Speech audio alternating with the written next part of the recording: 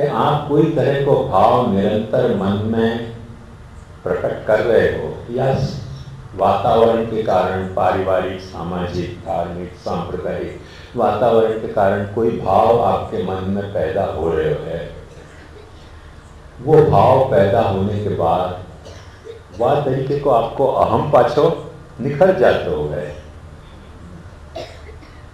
एक सरल उदाहरण से मैं आपको समझा सकूं कि बच्चा जन्मे, बच्चा को अपने बच्चा होने को भाव हुए है,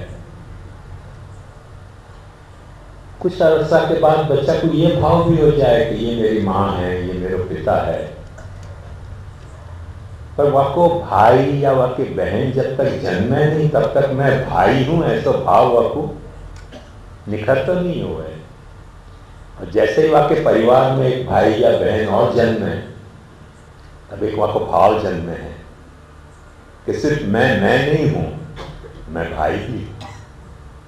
सिर्फ मैं नहीं हूं, मेरे भाई होने को विचार, मेरे भाई होने के कारण मेरे सुख दुख, अक्सर क्योंकि बच्चा को ये तकलीफ बहुत ज़्यादा सताती हुआ है कि जब तक बच्चा अकेले हुआ है तब तक माँ बाप को पूरा ध्यान धरें, और दूसरा बच्चा होते ही माँ बाप की बेचारे की लाचारी हो कि छोटे बच्चा को ध्यान धरना पड़े, और वो बच्चा बराबर समझे कि अभी तक मेरा पूरा ध्यान धरे जाता तो, और अब मेरे माँ बाप मेरा पूरा ध्यान नहीं धर के या कोई ध्यान कर रहे हैं। बच्चा को अपने आप को मनाना पड़े, मेरा भाई है या के लिए वह कोई ध्यान कर रहे हैं, पर मन में वो कहीं न कहीं वाकई दुख भी अनुभव करते हुए कि क्या चक्कर हो गया, और ये मेरे भाई के कारण, ये मेरी बहन के कारण कि अब मेरे माँ बाप मुझको मेरो इतना ध्यान नहीं कर रहे हैं। तो देखो वाको जो सिद्ध अहम को रूप है, वाके साथ निखार आने में इन सारी बातों को कितना रोल है, ध्यान से समझियो। ये बात मैं कोई आपको परिवार की कथा सुनाने के लिए नहीं कह रहे हूँ, इस सिद्धांत मुक्तावली समझाने के लिए कह रहे हूँ। एक्सेप्ट वही रोल अपने और ठाकुर जी को भी है। ठाकुर जी भी अपने परिवार में जन्मे हैं, ठाकुर जी को भी कोई अहम बल है, तो पहले सिद्ध कोई अहम है ठाकुर जी को, वह सिद्ध हम के पास कोई साध्य हम और हो गए भगवान को भी। पहले वो सोचते हो कि मैं त्रिभुवन को मालिक हूँ, ये हूँ वो हूँ, पाप पुण्य को मैं ऑब्जर्व करने वाला हूँ, पाप पुण्य के हिसाब से सबको दंड और फल देने वाला हूँ। पर अचानक जब आपके घर में जन्म जाए तब बाकी सारी पाप पुण्य की परिभाषाएं भगवान को भी बदलनी पड़े, एडजस्ट करना पड़े, एग्जैक्ट वही ढंग से एडजस्ट करना पड़े कि जैसे नई ब्याह के आई गई दुल्हन अपनी रुचि, अपने विचार सब ये लेके आई गई हो गए, और वो सब ससुराल में काम नहीं आते हुए। कुछ काम आवे, कुछ झगड़ा करना पड़े, कुछ स्नेह करना पड़े, कुछ समझौता करना पड़े, कुछ दादागिरी चलानी पड़े, कुछ दम मारना पड़े, कुछ दम खाना पड़े। सबको तोड़ मोड़ जोड़ के बाद फिर एक वाको मैं पत्नी हूं बात तरीके को एक अहम पाछो एक निखरे। अपन सोचें कि हथलेवा से निखर जाएगा, कथा उतनी सरल नहीं है। हम ये तो जिनने भी शादी करी है वो सब अच्छी तरह से यार रहस्य को जानते होंगे कि वो अहम को निखरने में कितना समय लगे है कि मैं या घर की बहू हूं। अब मैं मने कौन? मैं वहां घर में पैदा भयो कि पियरसु आयो भयो? मैं पियरसु आए भाई मैं की कुछ और बातें होंगी, और ससुराल में जो मैं को निखार भयो है कि मैं या की देरानी हूँ, या की जेठानी हूँ, या की बहू हूँ, या दीपड़ो हूँ, पुरुष हूँ, वह सबके जो निखार जो अहम में आवे हैं वो निखार पासे अलग हुए हैं, और वाके हिसाब से वाके विचार, वाके व्यवहार, वाके सुख दुख में सब में बदलाव आवे।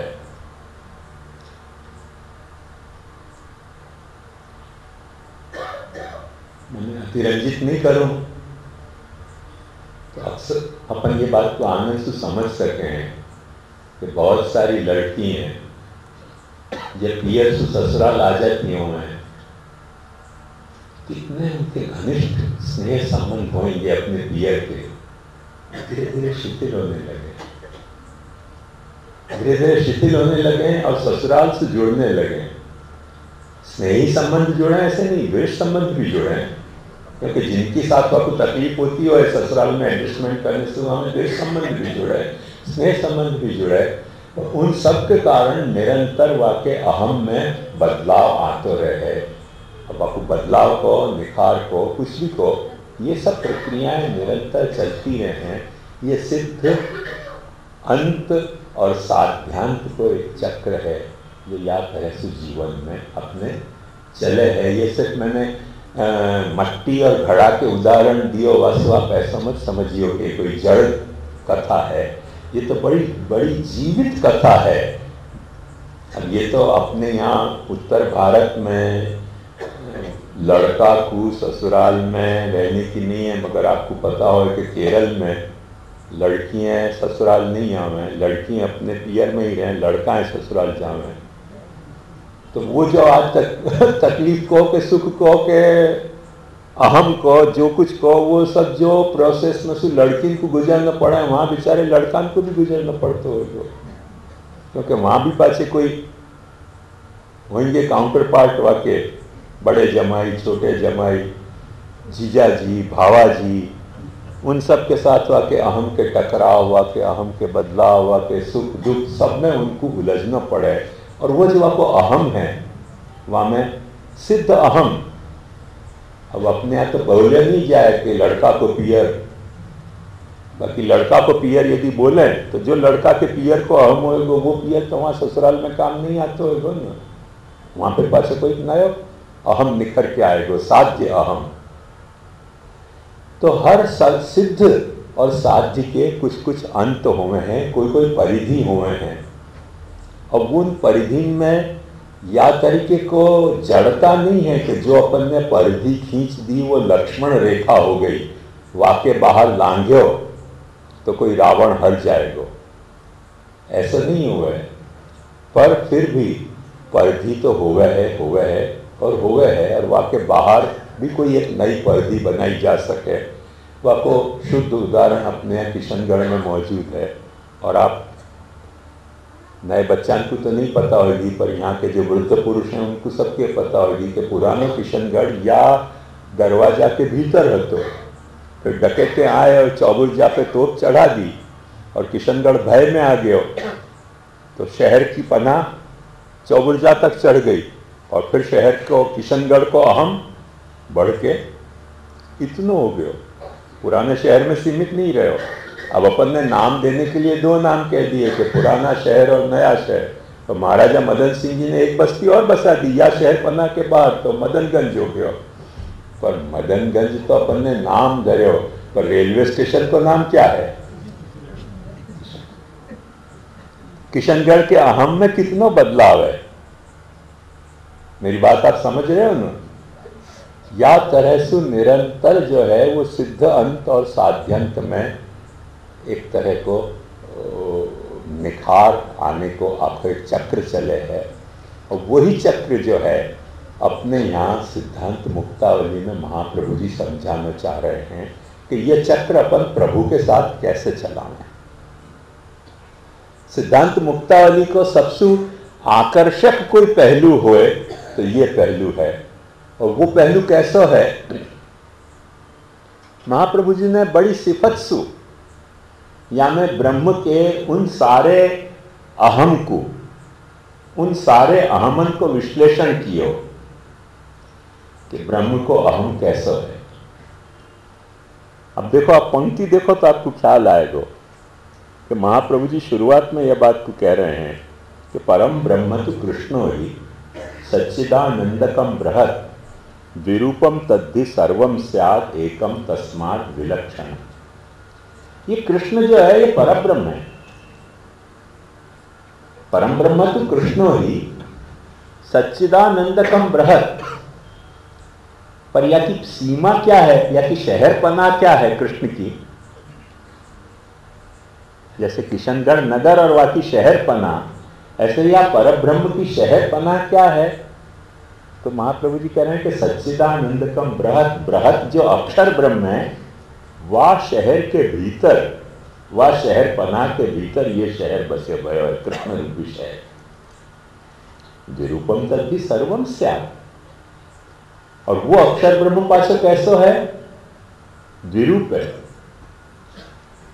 अब अपने को विरूप सोचें, भाई एक पर ब्रह्म में से अपन मान पर ब्रह्म समझते हैं, वहां में से एक अक्षर ब्रह्म और लीत्रिया में से पीत्रिया निकले, तो वहां में फिर वो अक्षर ब्रह्म में से पाछो और विरूप निकल गए, अपने को चक्कर हो जाए कि विरूपम तद्धि सर्वम स्यात् और एकम तस्मात् विलक्षणम।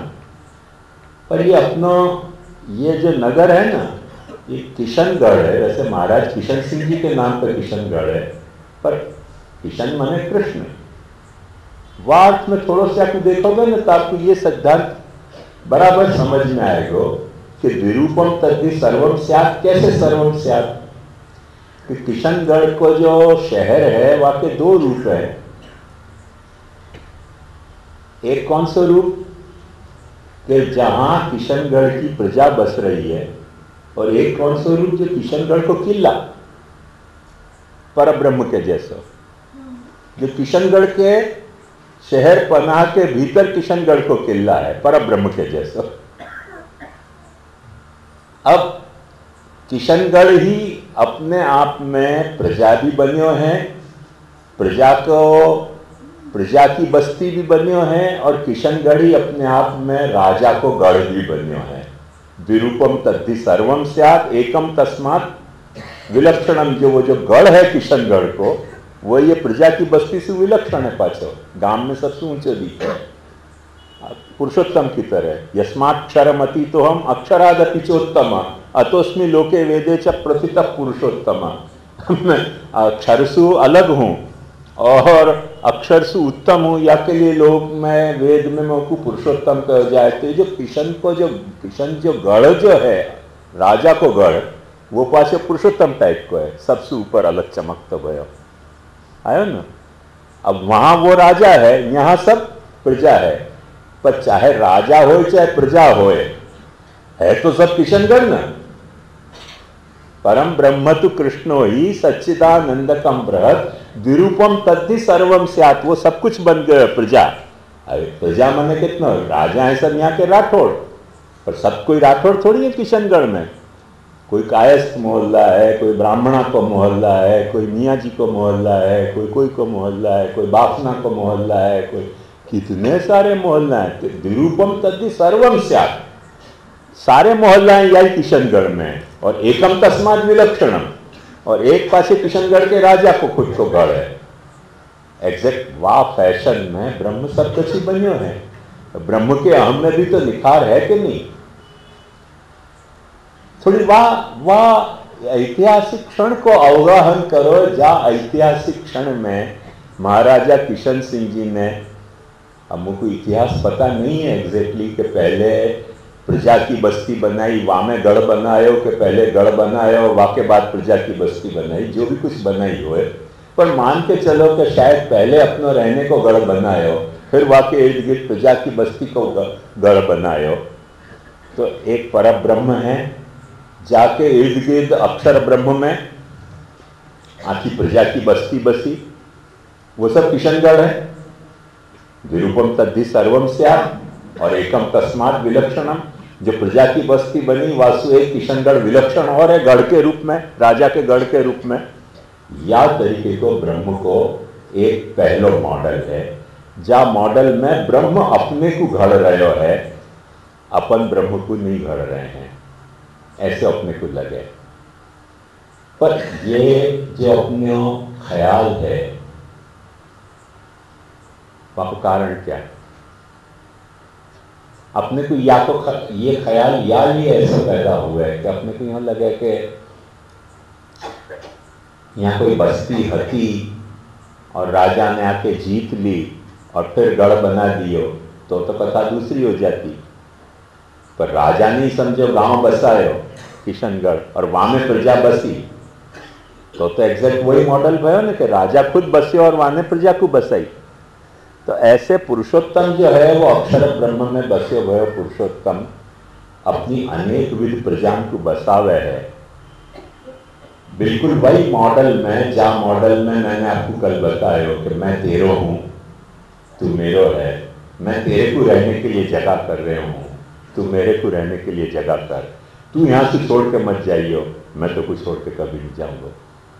वह तरीके को जो आपस को जो आश्वासन है एक दूसरे को, राजा और प्रजा को, मतलब ही अपन तो चालू खाता के अर्थ में ऐसे समझे कि राजा माने कोई जाके माथा पे मुकुट हो वो राजा।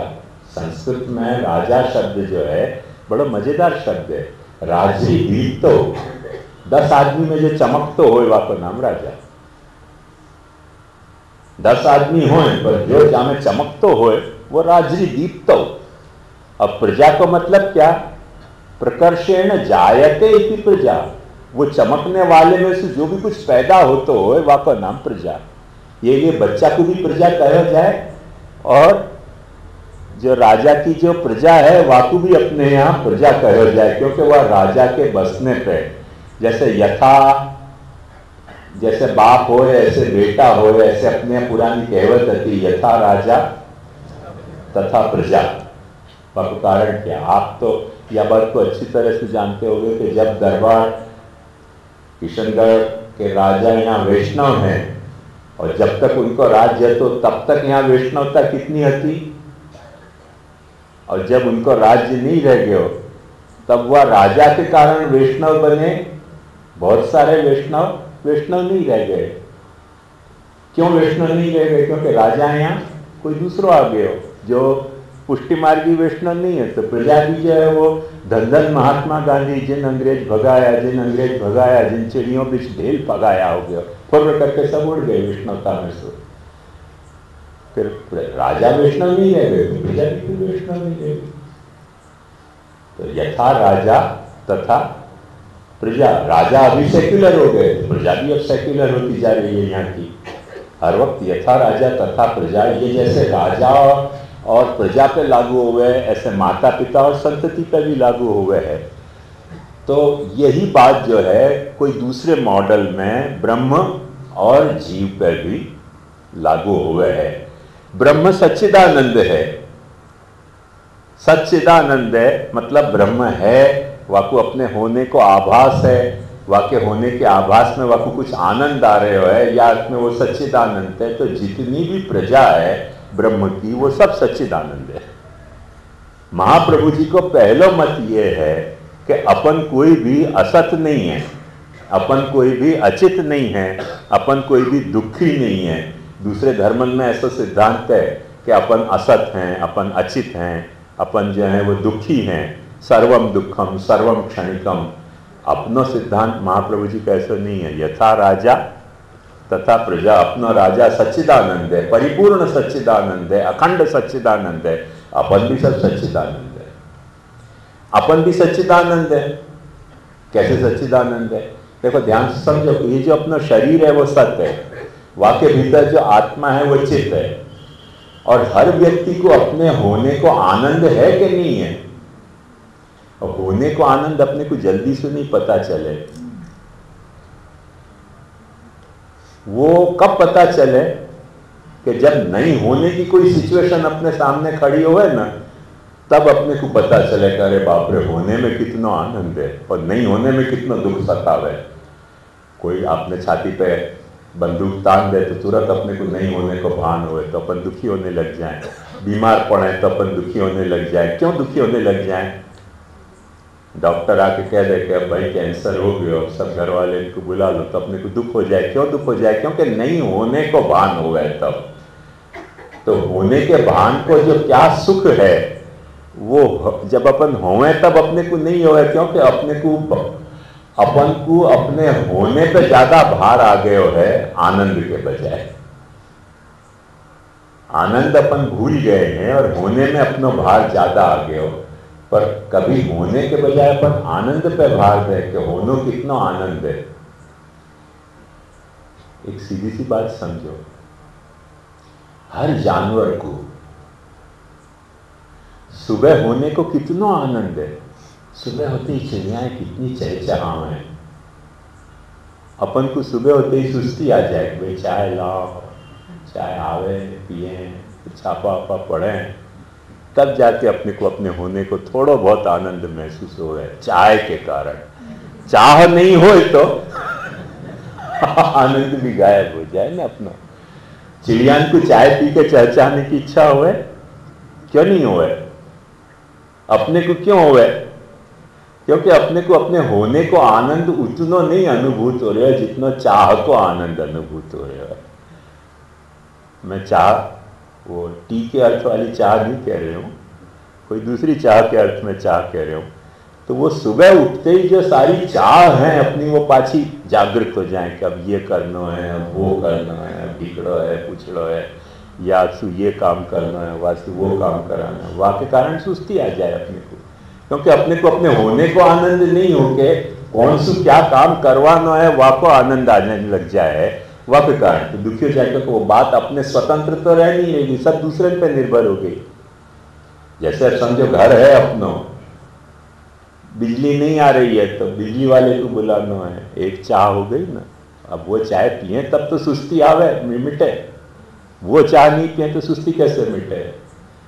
तो ऐसी कई चाह अपनी हैं, उन चाहन के कारण अपने को आनंद आता हुए, अपने को अपने होने को आनंद कभी आता हुए जब अपने इन सबन पर से ध्यान हट जाए तब, वरना तो अपने को अपने चाह को आनंद आता हुए है, होने को आनंद नहीं आता है। तो जो होने को आनंद आवे, हर पशु पक्षी को अपने होने को आनंद आवे बिना चाह के, सुबह होते ही चहचहाने लग जाए, सुबह होते ही बोलने लग जाए, उड़ने लग जाए, दौड़ा दौड़ कर। मैं तो एक वक्त शरद बाबा के यहाँ हालोर गया तो छत पे खड़े तो बड़ा भव्य दृश्य मैंने देखो कि गधा सुबह होते ही अचानक उछलियो, उछल के वाने जा मैदान में खड़े तो 2-4 राउंड मारे और फिर प्रसन्न होकर खड़े हो गए स्थित प्रज्ञ की तरह। सुबह होने को आनंद गधा को आवे हो, अपने को नहीं आवे। तब मुझको रियलाइज हो अपन सोचे है कि अपन मनुष्य है, बड़े बुद्धिमान है, अरे सुबह होने को आनंद अपने को उतना नहीं आवे जितना गधा को आवे। इतना उछलियो जोर से मुख भय कि क्या करेगो, कोई को मारेगो, पीटेगो, दुलत्ती चलाएगो, कुछ नहीं। सुबह होने को आनंद आ गया, नचनची सी आ गई, तुरंत यहाँ वहाँ उछलियो कूदियो, 2-4 चक्कर मारे मैदान के, फिर स्थित प्रज्ञ से का भाषा समाधि स्तर से पेश है। वो अपने गधापने के अंदाज में पाछा माथा नीचे लटका के खड़ो हो गया आनंद से। पर सुबह होने को आनंद वाकू बिना चाह के भयो, ये मुकुवादिन साक्षात दर्शन भय कि गधा को भी इतनी समझ है कि सुबह हो गई, जो अपने को नहीं हो पा रहा है। क्योंकि अपन को अपने होने की आनंद नहीं है, अपने को चाहन के आनंद है, ये तकलीफ है। तो यह बात को ध्यान समझो कि जा वक्त ब्रह्म को अपने होने को आनंद है, अपने होने को आनंद है, अपने होने के भान को आनंद है, तो वह कुछ चाह को आनंद नहीं है। वह अपने यहाँ ये बात समझाई गई है कि वाके आनंद है होने को, या लिए वह ने चाहो या लिए वह में आनंद नहीं है। दो बात में अंतर है। होने को आनंद जो है वो चाहना के रूप में प्रकट भयो, और चाहना के कारण होने को आनंद आवे। अब मेरे पास कोई बहुत अच्छा एग्जाम्पल नहीं है, पर एक मेरे व्यक्तिगत एग्जाम्पल में आपको दूं कि मैंने 30 बरस तक कभी चाय नहीं पी थी। शादी होने के बाद भी क्या, तो हमारे यहाँ बड़े मंदिर में जनाना में लक्ष्मी ऊपर रहती थी, मैं नीचे रहते तो कभी हमारे सुबह प्रसंग ही नहीं आता तो चाय पीने को। हम लोग 7 फ्लैट में आए, लक्ष्मी पियर से चाय पीती हुई आई, तो पियर से चाय पीती हुई आई। जब साथ में फ्लैट में रहने आए तो सुबह चाय पिए, फिर हर वक्त पूछे चाय पियोगे? अब भाई आखिर कब तक इनकार करना? चाहना चाहती हो गई, जब हो गई तो पीनी शुरू कर दी, अब चाह को आनंद आने लग गया। पहले नहीं है तो 30 साल तक मुझको बिल्कुल नहीं है, तो कभी चाय टेस्ट ही नहीं करी थी। तो भाई पर जब लक्ष्मी ऑफर करे तो गुजराती में एक अच्छी कहावत है कि लक्ष्मी चांदलो करवा हो ते वखते मोड़ू धोवा न जवाय। लक्ष्मी જ્યારે ચાહ ऑफर करती हो ते वखते ना कई रीते पड़ाए। तो लक्ष्मी की चाह की ऑफर के कारण फिर हम भी चाह करते हो गए। वो कथा दूसरी है, पर एक बात ध्यान समझो कि होने को जो आनंद है वो एक अलग आनंद है, और चाह के कारण प्रकट हो तो आनंद एक अलग आनंद है। वो कृत्रिम आनंद है। घंटा भर चाय लेट हो जाए तो आदमी के पास सुस्ती आ जाए, और होने को आनंद जाकू है वाकू। मुझको खुद को याद है कि कभी सुस्ती आती नहीं थी, दिन भर घोड़ा की तरह दौड़ सकते तो, पर अब चाय को टाइम बीत जाए तो सुस्ती आवे, माथा भारी हो जाए। तो ये हर जो है वो आनंद में बेसिक में ये डिफरेंस है कि जब अपन बाहरी वस्तु से आनंदित होना चाहते हैं तब अपने आनंद और सुखी होने की जो अपनी व्यवस्था है वो पर निर्भर होने पे वहाँ में या तरीके के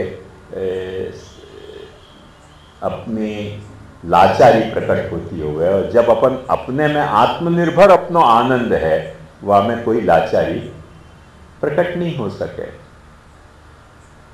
ब्रह्म की जो चाहना है वो लाचारी की चाहना नहीं है। क्या अर्थ में कि ब्रह्म कोई अर्थ में लाचार होने के कारण वाने नहीं चाहे हो कि मैं जगत बन जाऊं। वामको अपने होने को आनंद है तो वो होने को आनंद जगत के रूप में प्रकट हो गए हो, होने के ही रूप में, क्योंकि वो सारी वाक्य भीतर संभावनाएं भरी भई थी। या लिए महाप्रभु जी कहें कि द्विरूपम तद्धि सर्वम स्यात् एकम तस्मात् विलक्षणम। या लिए वो दोनों रूप धारण कर सको, सब कुछ बन गयो और सबसु अलग भी गयो। अपने साथ ये लाचारी है कि अपन या तो सबसु अलग रह सकें या सब कछु बन जाएं। जैसे आज के तारीख में पुष्टि मार्गी या तो ठाकुर जी की सेवा ही नहीं करें, और या फिर सभी हवेली में जावें और सभी मस्जिदन में जावें और सभी मंदिरन में जावें। तो ये क्या है, अपन वो बात को मेंटेन नहीं कर पाए हैं कि द्विरूपम तद्धि सर्वम स्यात् एकम तस्मात् विलक्षणम, कि सब कुछ होते भय भी अपन अलग भी रह सकते हो। वो अपने में सामर्थ्य नहीं रह जाए। ब्रह्म में वो सामर्थ्य है। एग्जैक्टली किशनगढ़ को राजा को गढ़ और किशनगढ़ को शहर के गढ़ में जैसे द्विरूपता है कि सब कछु है और फिर सबसे अलग भी एक किशनगढ़ है, वह तरीके को ब्रह्म में एक अलग तरीके को सिद्ध स्वरूप है। पर वो सिद्ध स्वरूप ब्रह्म को जो है वो कैसे प्रकट हुआ है, तो महाप्रभु जी ने एक बहुत सुंदर बात या बारे में खुलासा में कही कि ब्रह्म जब वक्त अपने आप को प्रकट करे है तब प्रकट करते वक्त वो जब जीवात्मा को प्रकट करे है तो वो या तरह से प्रकट नहीं करे है जीवात्मा को कि वो अपना को खो के प्रकट करे। जैसे अपन भी अपने बच्चाएं प्रकट करे हैं, ध्यान से समझो या बात को, अपने में से अपने बच्चाएं प्रकट हुए हैं तो उन बच्चान को अहम में अपनो अहम बोल तो नहीं हुए है, उन बच्चान में अपनी ममता बोलती हुए है, अपनी अहंता नहीं बोलती हुए है कि ये मेरो बच्चा पर ये मैं हूं, ऐसे अपने को नहीं लगे। जैसे अपने को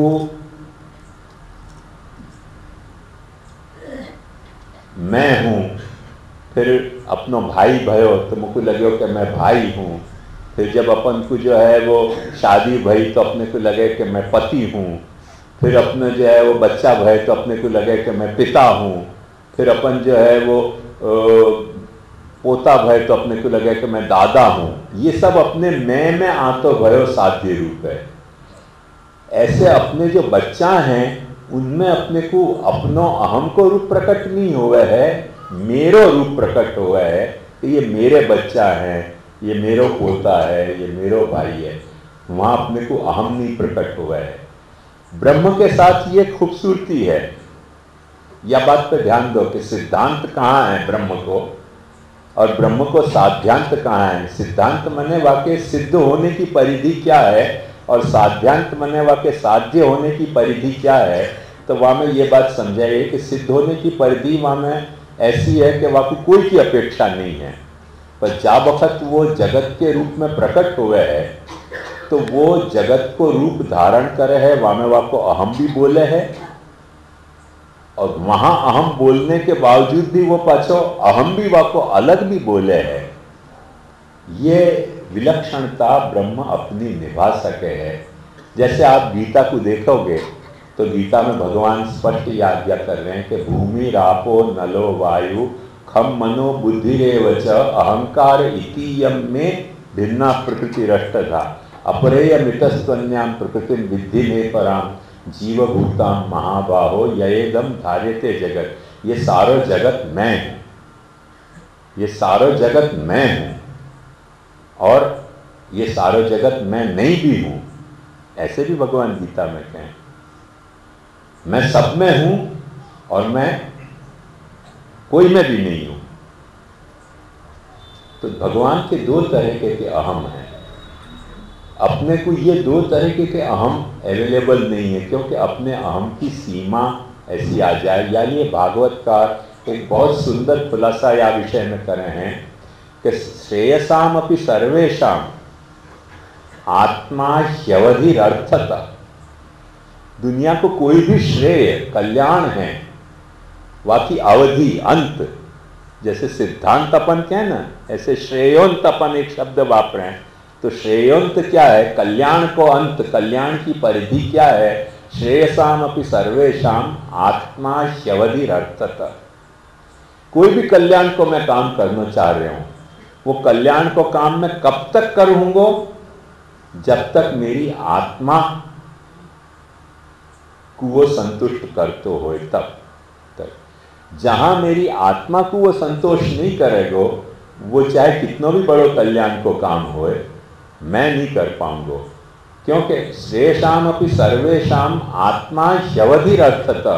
आत्मा वाकी अवधि है, वाको अंत है सारे श्रेयन को, कल्याणकारी काम को। पर सर्वेशाम अपि भूतानाम, या के बाद भागवत बहुत अच्छी बात कहे, सर्वेशाम अपि भूतानाम हरिरात्मात्मदो प्रिय। जितने भी भूत हैं उन भूतन के साथ हरि को क्या संबंध है? तो भागवत क्या है कि हरि आत्मा, उन सब की आत्मा हरि है। तो आत्मा हरि है तो हरि को फिर एक ही अहम रह जाएगा कि सब कुछ मैं हूं। पर हरि के दो अहम हैं, एक वाको आत्मा होने को अहम है और एक वाको आत्मद होने को भी अहम है कि इन सबको मैं आत्मदान कर रहे हूं। मैंने खुद को बांटे है, वो खुद को बांटे है। बटे भयो एक रूप है वाको, और खुद को नहीं बटने वालों भी एक रूप है। द्विरूपम तथ्य सर्वम स्यात् एकम तस्माद् विलक्षणम। ये वाक्य सिद्ध अंत की और साध्यंत को वाको हरि को स्वरूप है। ये महाप्रभु जी ने पता लगायो शास्त्र के आधार पर, क्योंकि शास्त्र या तरह से ब्रह्म के स्वरूप को वर्णन करे है। तो महाप्रभु जी कहें कि भाई ये कहानी, ये निखार अब यहीं तक नहीं रुकेगो, या को और निखारना पड़ेगो। और वह को निखार कैसे आ सके? वह ब्रह्म को निखार। तो महाप्रभु जी वह संदर्भ में एक बड़ी मजेदार बात कहें कि ईश्वरस्यापि ईशितव्यापेक्षणात् सृष्टि। ईश्वर में कुछ गुण रह गए हैं, और ईश्वर में जो गुण रह गए हैं, उन गुणन को कोई अपने गुणन को कॉरस्पॉन्डेंस की जरूरत है। जैसे वक्ता को श्रोता की जरूरत है, या तरह से गुणन को कोई चीज की जरूरत है। और एक बड़ी मजेदार आपको बात बताऊं, जयपुर महाराज ने संस्कृत स्कूल खुलवा दी। अब वहाँ संस्कृत स्कूल तो खुलवा दी, और वहाँ कोई पढ़ने तो विद्यार्थी आए नहीं। उनके पास राज्य को कोष तो उन्होंने वो संस्कृत स्कूल खुलवा दी, और वहाँ पंडितन को बैठा दिए, और सब विषय के अलग अलग पंडित। विद्यार्थी कोई पढ़ने आए नहीं, क्योंकि वही पीरियड में अंग्रेजी स्कूलें शुरू हुई थी नए ढंग की। तब वो संस्कृत स्कूल में पढ़वे कौन जाए, पंडित हैं बेचारे, सुबह से शाम तक बैठे रहते, पढ़ने कोई आवे तो पढ़ावे ना। तो एक पंडित जी ने क्या किया कि जितने वहाँ स्कूल के थंबा आते, कोई को नाम रमेश, कोई को नाम सुरेश, कोई को नाम दिनेश, कोई को नाम गणेश, उन थंबान को पढ़ाते। क्यों भाई गणेश, कुछ बात समझ में आई कि नहीं? अरे सुरेश तुम समझते क्यों नहीं हो?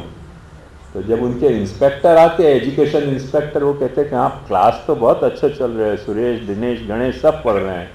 तो एक दिन मौके पर जांच करने देखो तो कोई हतो ही नहीं। उन्होंने कि क्या पंडित जी नाटक कर रहे हो? बोले हम क्या करें, आपने स्कूल खोल दी, हमको बैठा दिया, पर यहाँ पढ़ने वाले तो थंबा के अलावा कोई नहीं है, तो हम हमारी पढ़ी विद्या भूल नहीं जाएं करके इन थंबान को पढ़ा रहे हैं। उनको पढ़ाए यहाँ मफत को तो कैसे खाएं हम? तो ये थंबान को, कोई को नाम रमेश है, कोई को सुरेश है, कोई को दिनेश है, कोई को गणेश है, सब थंबान को कोई को लड़ाए, कोई को चिढ़ाए, कोई को शाबाश दे, शाबाश रमेश अच्छी बात बताई तुमने, यही ऐसे ही होता है। तो बाहर वाले इनको लगे कि बड़ी भारी क्लास चल रही है, पर कोई क्लास ही नहीं होती, सब शून्य मदद शून्य मिदम शून्यात शून्य मुदत चते हैं। तो ऐसा भी स्वरूप हो सके हो, पर भगवान के स्वरूप ऐसा नहीं है।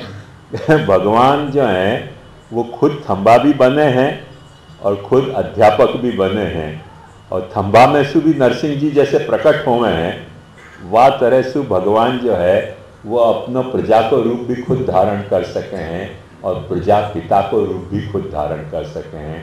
भगवान के प्रजा और प्रजा पिता होने के दो रूप में द्विरूपम तद्धि सर्वम स्यात्, एकम तस्मात् विलक्षणम को एक विलक्षण मॉडल प्रकट हुए है कि वो प्रजा बनते भय भी प्रजा पिता रहे हैं, और प्रजा पिता रहते भय वो सिर्फ प्रजा अपने ममकार से नहीं बनावे है, अपने अहंकार से भी बनावे है कि हर प्रजा में वाकू मैं हूँ, ये भाव वाको अखंडित रहे।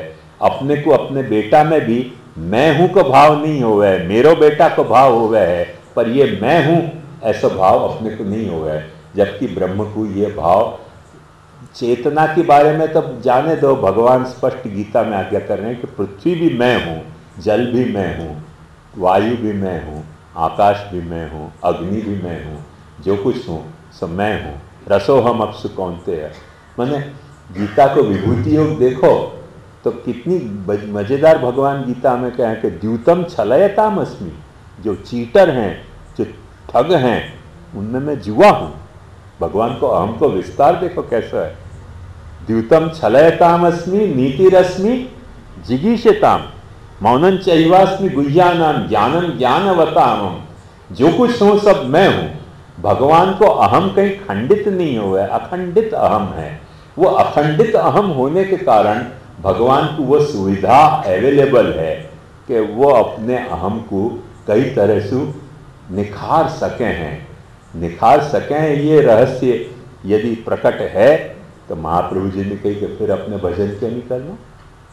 यदि अपन भजन करेंगे भगवान को तो भगवान अपने ढंग से, भजन के ढंग से खुद को अहम निखार सकेंगे। कैसे निखार सकेंगे? जैसे गज्जन धावन की वार्ता में नवनीत प्रिया जी आज्ञा कर रहे हैं कि गज्जन धावन नहीं आवे तो मैं भोजन नहीं करूँगा। इतना भगवान को लाचार अहम निखर गए। अरे भगवान तो आज्ञा करेंगे मैं भोजन ही नहीं करूं, नहीं करूं, वो ब्रह्म की अवस्था है। हो ब्रह्म कोई को भोजन नहीं करे, ब्रह्म को कौन को भोजन कर सके। पर वही ब्रह्म जा वक्त निखर के साध्य परमात्मा बने हैं तो भगवान कहे कि नहीं, उपदृष्टानुमंता च भर्ता भोक्ता महेश्वर परमात्मेति चाप्युक्तो देहेस्मिन् पुरुषः पर। मैं उपदृष्टा हूँ, मैं अनुमंता हूँ, मैं भर्ता हूँ, मैं भोक्ता हूँ, मैं परमात्मा हूँ तुम आत्मा की। तो मैं तुम आत्मा भी हूँ और तुम्हारी आत्मा में रहो भयो परमात्मा भी हूँ। मैं आत्मा भी हूँ और आत्मदान करने वालों भी हूँ। तुमको तुम्हारी आत्मा दे रहा हूँ। ऐसी देखिए आपकी खूबसूरती देखो कि भगवान ने अपने को आत्मा दी, और ऐसी आत्मा नहीं दी कि अपने को अपने अहम में अपनी आत्मा नहीं बोले। ऐसी आत्मा नहीं दी। जैसे आज की तारीख में थोड़े बहुत मॉडलिंग पे जितने भी कंप्यूटर बनाने वाले हैं वो कंप्यूटर को भी एक समझने में है। तो कंप्यूटर भी समझा है कि मैं हूँ, और वो कंप्यूटर की मैं हूं की समझ में कंप्यूटर बनाने वाले को अहम बोल रहे हो, बनाने वाले को अहम नहीं बोल रहे हो, बनाने वाले को मेरो बोल रहे हो, ममता बोल रही होगी कि मैंने बनाया कंप्यूटर, ये सॉफ्टवेयर मैंने डेवलप कियो।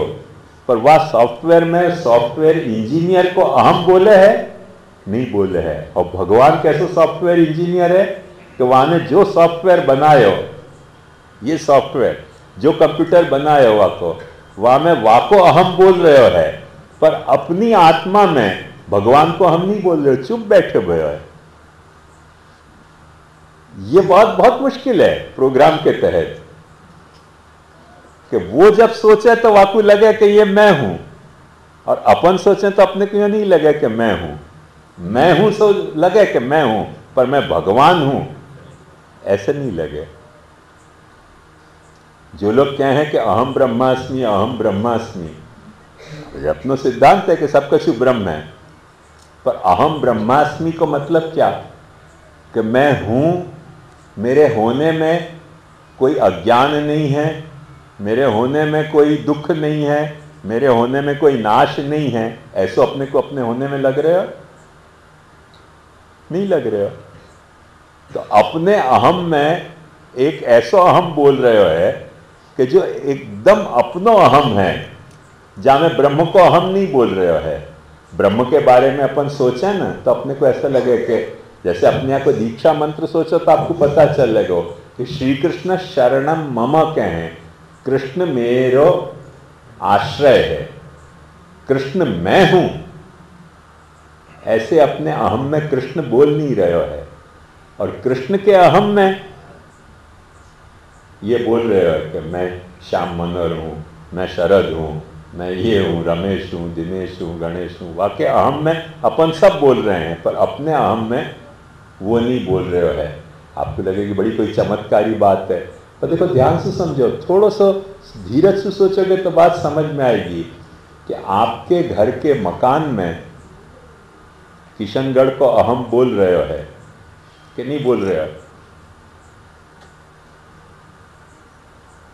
देखो जब आप किशनगढ़ में रह रहे हो और कोई अचानक आके आपसे पूछे कि कठे रह रहा हो सा, तो आपको के बापना का मोहल्ला में रह रहा, नवा शहर में रह रहा, पुराना शहर में रह रहा। पर बाहर गांव को कोई आपसे आपके पूछे कि कठे रहो, तो आप क्या कहोगे?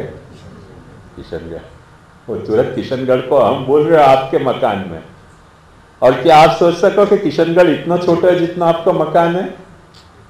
किशनगढ़ तो बहुत बड़ा है। सारे किशनगढ़ में आप रह रहे हो? नहीं रह रहे हो। सारे किशनगढ़ में आप नहीं रह रहे हो, फिर भी आपको अपने मकान में किशनगढ़ बोल रहे हैं कि नहीं? किशनगढ़ को हम ऐसे अपने छोटे छोटे मकान जो हैं या मकान में कृष्ण को अहम, किशन को अहम बोल रहे हो, या बात को ध्यान से समझियो। पर अपन जा वक्त अपने अहम को चेक करें, वह वक्त अपने को दिखलाई नहीं दे कि किशन कहाँ है।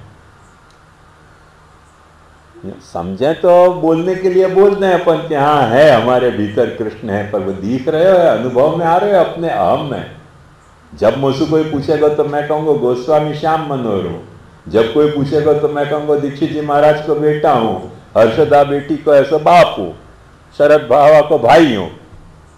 ये मुझको कहाँ दिखलाई देगा कि मैं ब्रह्म हूँ, मैं परमात्मा हूँ, मैं भगवान हूँ? ये दिखलाई नहीं देगा। भगवान के अहम की ये खूबसूरती है कि वो दोनों तरह से मोल्ड हो सके है, तो खुद को अहम कायम भी रख सके है और आपको अहम भी बन सके है।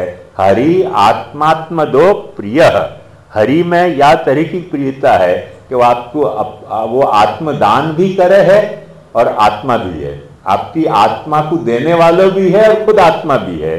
ये दोनों अर्थ में विरूपम तद्धि सर्वम स्यात् एकम तस्माद् विलक्षणम को वाको एक स्वरूप है। ये जब महाप्रभु जी ने देखो तो महाप्रभु जी ने कही ठीक है, तब हमको सोचना पड़ेगा कि अब या कृष्ण के साथ डील कैसे करना, या कृष्ण के साथ क्या करना कि जासु कृष्ण को जो स्वरूप है वो हमको अनुभव में आने लगे। और वो अनुभव में आने लगे, वाकई में महाप्रभु जी ने एक बड़ी मजेदार बात पकड़ी। वो बात पकड़ी है भक्ति की बात। वो भक्ति की बात पकड़ी है। भक्ति की बात क्यों पकड़ी, या बात को ध्यान से समझो। क्योंकि भज धातु जो है वासु भक्ति शब्द बने हैं। तो जो भजन कर रहे हो है वो भक्त, जाको भजन कर रहे हो है वो भगवान। भग शब्द भी जो है वो भज धातु से बने हैं। जाकू भजो जाए वो भगवान, जो भजन करे वो भक्त। तो अपने और वा के बीच में एक ये क्रिया कॉमन है। कौन सी क्रिया? भजन की। यदि अपन भजन कर रहे हैं तो वो भगवान बन रहे हो है। वा तरफ वो भगवान बन रहे हो है, इतना ही नहीं, या तरफ अपन भक्त बन रहे हैं। महाप्रभु जी ने या लिए ज्ञान मार्ग कर्म मार्ग के बजाय भक्ति मार्ग पर भार ज्यादा दियो कि अपन को भक्ति करो, ऐसी भक्ति करो कि वो तुम्हारा भगवान बन जाए, तुम वाके भक्त बन जाओ। वो भक्ति करने को मेथड क्या होनी चाहिए, वो मेथड समझाने के लिए महाप्रभु जी ने सिद्धांत मुक्तावली में वाको साध्य स्वरूप समझायो कि या भक्ति को साध्य, भक्ति को एक सिद्ध स्वरूप है कि अपन वाको भजन कर रहे हैं, वो अपना भजन कर रहे हो तो वो अपना भगवान है, अपन वाके भक्त हैं। और वाको साध्य स्वरूप क्या, वो साध्य स्वरूप महाप्रभु जी समझाना चाह रहे हैं। कृष्ण सेवा सदा कार्या मानसी सा परामता चेतस्तत् प्रवणम सेवा तत्सिद्ध्यै तनुवित्तजा। ये वहां को साध्य स्वरूप है। भक्ति को सिद्ध स्वरूप तो है कि जो एक दूसरे को भज रहे हो है, जो भज रहे हो है वो भक्त है, जाकू भज रहे हो है वो भगवान है। पर ये तो भक्ति को एक व्याकरण से निकलत भयो अर्थ है। शास्त्रीय अर्थ भक्ति को और भी कुछ समझायो गयो। भग को एक और भी अर्थ समझायो गयो है कि ऐश्वर्य वीर्य यश श्री ज्ञान और वैराग्य, ये 6 गुण जामे अकृत्रिम होए, स्वाभाविक होए, वाकु भगवान कहो जाए। सबसे पहले भगवान कौन को कहो जाए? देखो ध्यान रखो, जाको अपन भजन करते होए वो भगवान। ये शब्द कैसो है? जैसे जाने जन्म दियो वो माता पिता, जो जन्मियो वो पुत्र या पुत्री। ऐसे ही जो भजन करते होए वो भक्त, जाको भजन कर रहे हो वो भगवान। ये परस्पर संबंध की कथा है, संबंध से उभरती कथा है। पर एक और दूसरी कथा वहां में और ये आई कि जामे ऐश्वर्य वीर यश श्री ज्ञान वैराग्य होए वो भगवान। क्यों ये आई कथा? या लिए आई कि अपन भजन जा वक्त कर रहे हैं तो कौन को अपन भजन करना चाहेंगे? कभी फुर्सत से सोचो कि जामे न कोई ऐश्वर्य है, जामे न कोई वीर्य है, जामे न कोई यश है, न जामे कोई शोभा है, न जामे कोई ज्ञान है, न जामे कोई वैराग्य है। वह आदमी कोई भजे तो कब तक भजे? 2-4 दिन भजेगो। कोई झांसा में आके भजन शुरू भी कर दे, पर दूसरे दिन वह वो झांसा में से बाहर निकलना पड़ेगा। भाई गलत समझ में आ गई, हम इनको भगवान मान रहे थे पर ये भगवान नहीं निकल के भागवान निकले। तो भगवान होने के लिए लायक कौन हो सके, भजन कर सके, ऐसे के लायक कौन हो सके कि जामे ऐश्वर्य वीर यश श्री ज्ञान वैराग्य होए। यहाँ से महाप्रभु जी कह रहे हैं कि अच्छा, तब तो बात समझ में अपने को अच्छी तरह से आ गई कि यदि भगवान में ऐश्वर्य वीर यश श्री ज्ञान वैराग्य हैं तो भगवान को एक तरह से नहीं 3 तरह से साध्य जा सकेगो। 3 तरह से साध्य जा सकेगो। अब वो आपको की खूबसूरती आप देखो कैसे साध्य जा सके।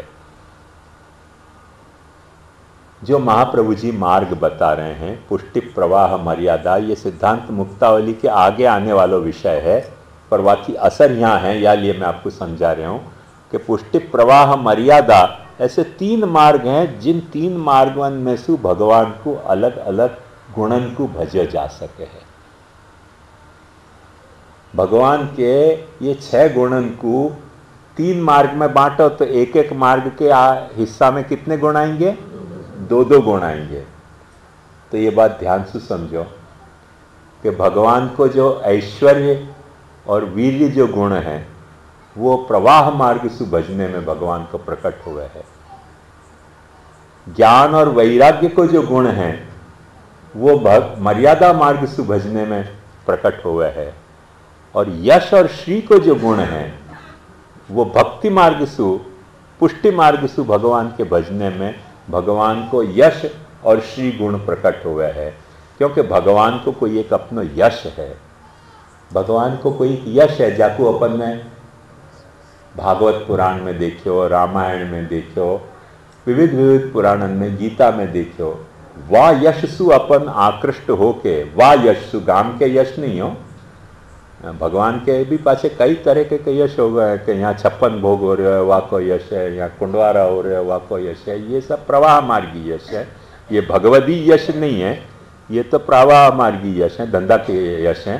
पर जो भगवान को दिव्य यश है वो ये यश नहीं है कि यहाँ 56 भोग हो रहे हो, कुंडवारा हो रहे है, केसर के हिंडोला हो रहे हैं। ये तो क्षुद्र यश है, कोई 5 स्टार होटल में भी हो सके हैं। भगवान को जो यश है वो दूसरी जात को यश है, जो भागवत में वर्णित किया गया है, जो रामायण में वर्णित किया गया है, विविध पुराण में, गीता में वर्णित किया गया है। उन यशंसु अपन आकृष्ट होके जब भगवान को देखें तब भगवान की कोई एक शोभा, श्री को मतलब होवे है शोभा, वो शोभा अपने को लुभावनी लगे है। वो शोभा जब अपने को लुभावनी लगे है तो अपने भीतर पुष्टि मार्गी भजन प्रकट हो जाए है। भगवान को कोई एक वैराग्य को गुण है, वो वैराग्य को गुण देखे हैं कि अपन कैसे देखें वह वैराग्य को गुण, कि इतनी सारी सृष्टि करने के बावजूद भगवान वह सृष्टि में इन्वॉल्व नहीं है। द्विरूपम तद्धि सर्वम स्याद एकम तस्माद विलक्षणम, सब कुछ करके, सब कुछ कराते भय, सब कुछ बनते भय भी भगवान कहीं पार्टी नहीं है। जैसे आप एक सामान्य बात देखो कि अपन जब पुष्टि भक्ति कह रहे हैं तो अपन पुष्टि भक्ति को अपनी भजन के प्रकार को पुष्टि भक्ति क्यों कह रहे हैं? या अर्थ में कह रहे हैं कि पुष्टि भगवान की है और भक्ति मेरी है।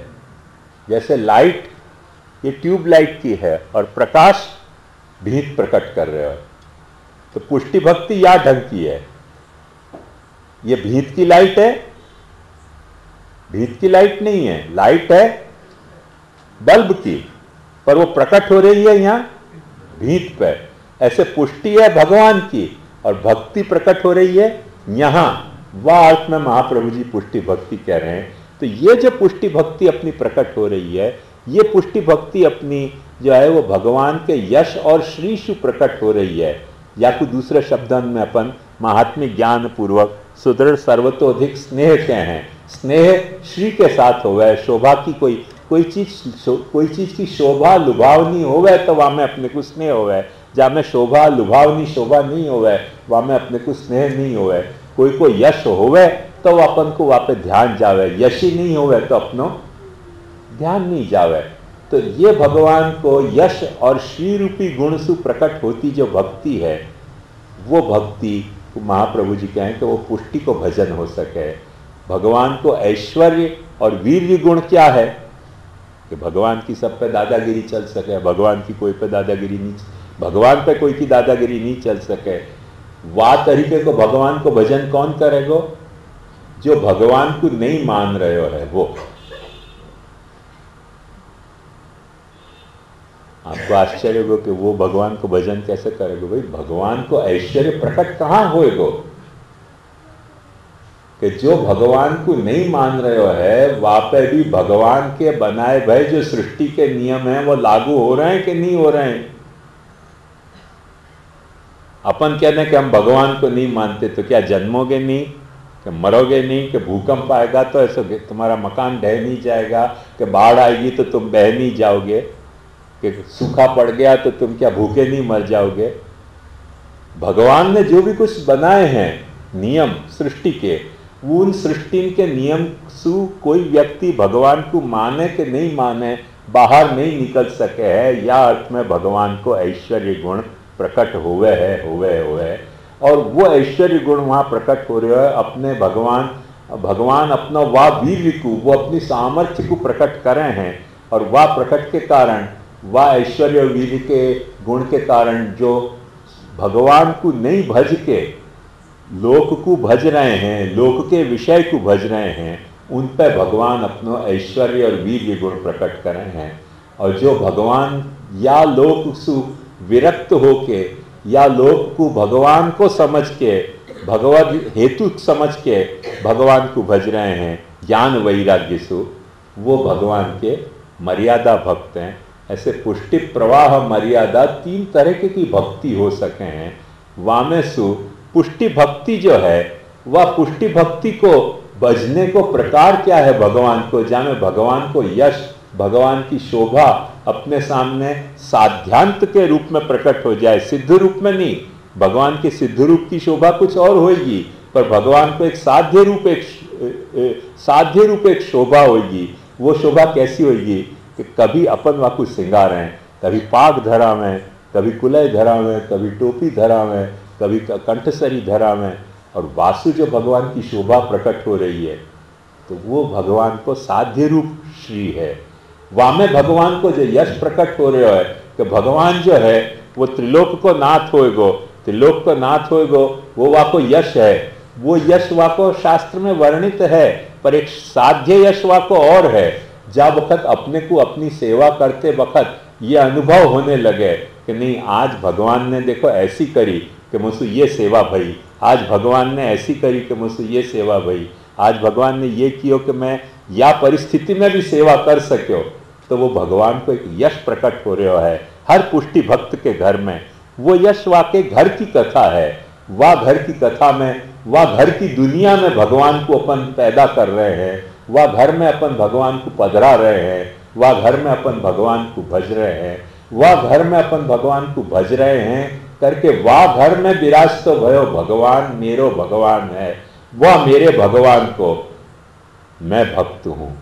ये जो आपस को जो मैं है, ये यदि मैं अपनों अभी आज की तारीख में अपने को ये समझ नहीं आवे कि मैं भगवान हूँ, ये कैसे समझ में आवे। पर महाप्रभु जी ने आपको बहुत सुंदर एक सिद्धांत समझाया है कि हरेरपि हरिर यदि, भगवान सबके दुख को हरण करने वालों है, पर कभी तुम भगवान के साथ या तरीके के संबंध में इन्वॉल्व हो कि तुमको ये ख्याल आवे कि जो सच्चिदानंद भगवान है, निरवधिक आनंद रूप भगवान है, वाकई ये दुख है, कभी वो जाग नहीं पाए, देर हो गई है तो चलो जगाऊं, अरे बड़ी गर्मी लग रही है, आज वाकू थोड़ा ठंडे पानी से स्नान कराऊं, आज वाकू शीतल स्नान कराऊं, आज वाकू चंदन धराऊं, आज वाकू पंखा करूं, आज वहाँ पे गुलाब जल छिड़कूं। तो हरि के दुख को हरण करने वाले अपन हरि बन जा रहे हैं। वो जो है वो श्रियो ही परमाकाष्ठा हरेरपि हरिर यदि, वो श्री तुम्हारे में प्रकट हो जाएगी और भगवान जो है वो वाह तरह से तुम्हारे सेवा की अपेक्षा करेगा। और वो ये जो यश प्रकट भयो भगवान को, वो यश शास्त्र वर्णित यश नहीं है, वो घर को यश है, घर में प्रकट भयो यश है, जो घर को भगवान जान रहे हो है और तुम जान रहे हो। वह तरीके को साध्य भगवान, ये सिद्ध भगवान की कथा नहीं है, ये भगवान तो तुमको अपनी सेवात्मिका साधना से प्रकट करने पड़ेगा या तरीके के भगवान को। जैसे एक बात ध्यान समझो कि अपने घर में कोई बच्चा पैदा हुआ है, अपने घर में जो बच्चा पैदा हुआ है वाकू अपन अपनी भाषा बोलते भयो कब कर सके, जब अपन अपनी भाषा में वाके साथ बोलें, तब वो भाषा अपनी, तब वो बच्चा अपनी भाषा बोलते भयो हो जाए। ऐसे भगवान की कौन जाने क्या भाषा होगी, अपने को क्या पता, पर भगवान अपनी भाषा बोलते भयो हो जाए। यही अपने आप ब्रज की भाषा को पुरुषोत्तम भाषा कहते थे। ब्रज की भाषा पुरुषोत्तम भाषा कैसे हो सके, भगवान कहाँ ब्रज भाषा बोले, न तो भागवत में कहीं ब्रज भाषा बोलने को उल्लेख है, न गीता में कहीं पुरुषोत्तम भाषा बोलने को उल्लेख है। और ऐतिहासिक दृष्टि से सोचो तो ब्रज भाषा को पैदा भय मुश्किल से 2000 साल भी नहीं, 2000 साल तो क्या 1500 साल भी नहीं भय, तो ये भाषा वो भगवान कैसे बोल सके? भाई पर मेरे ब्रज में जन्म्यो भयो भगवान मेरी भाषा नहीं बोलेगो, कैसे चलेगो काम? तेरे मेरे भगवान और भक्त होने को नाता निभेगो कैसे?